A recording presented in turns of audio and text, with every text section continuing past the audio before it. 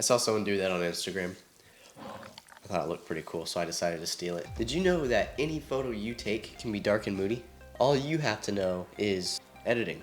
That's it. You don't have to be at a specific area and have, specific lights or anything, although that does help. Or if you know how to do it in post, then you can make literally any photo dark and moody. And today, I'm gonna go through some of the photos I took and give you some examples on how I like to edit my photos to this effect. Follow me into my computer software. So right off the bat, you can see this is a very colorful picture, and the first thing I like to do when I'm editing a photo with the intent of making it all dark and moody and feeling like that, is picking one color to stand out above the rest of them, and then to just do away with all the unnecessary colors.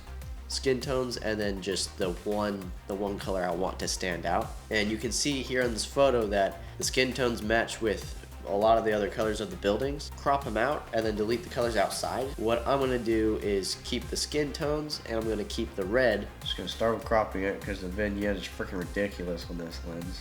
Basically, I want to be able to see everything in detail before I go and mess with all the colors. Make sure it's a solid photo. About there, and then we'll go to the blue and just want all the way down. So basically, we have the colors that we want to standing out, and now we have the colors that we don't want to stand out, not standing out. Whether they be at complete zero, there's no color there, or just a little bit of saturation, just like little grass patch over here. Still looks kind of natural. A lot of this is kind of just your personal preference. Whatever colors you want to stand out, you can make stand out. This is just what I thought was the best looking part of the photo. Alright, so this is a completely different photo. There's no person, it's a car.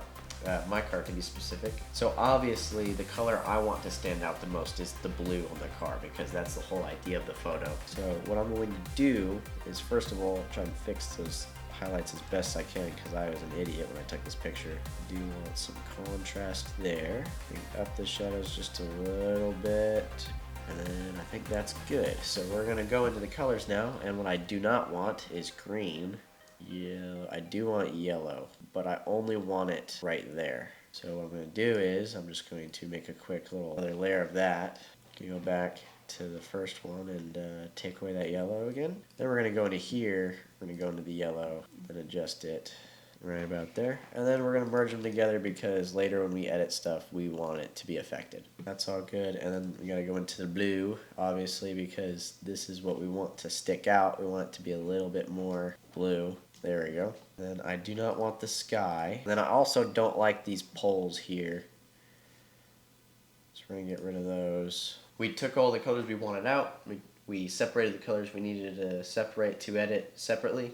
Took away those poles that I didn't like. So now what we have is a photo of a Camaro, and it's pretty much all black and white other than the Camaro, and I don't really want that to be what people think when they look at the photo.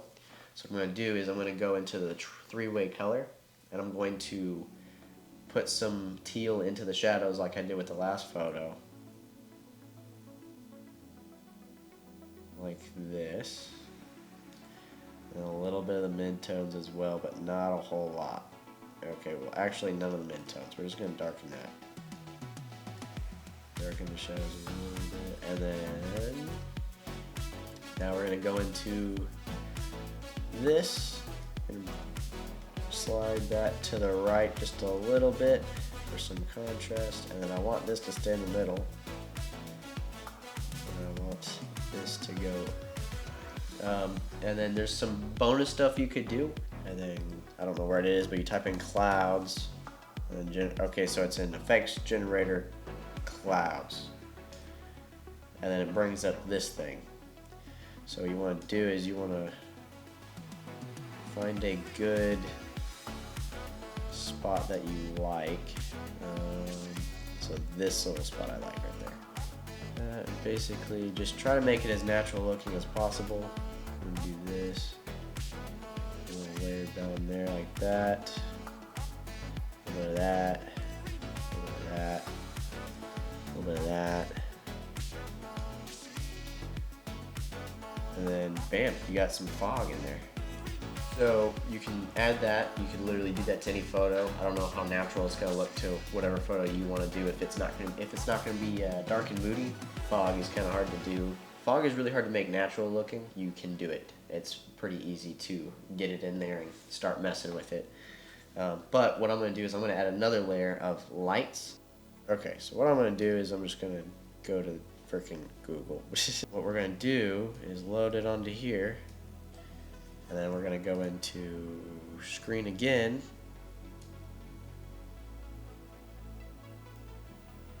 And then move it around a little bit. Like that. And then what we're going to do is we're going to blur it because you see those lines and everything. Do like that. We're going to go in and not constrain the proportions.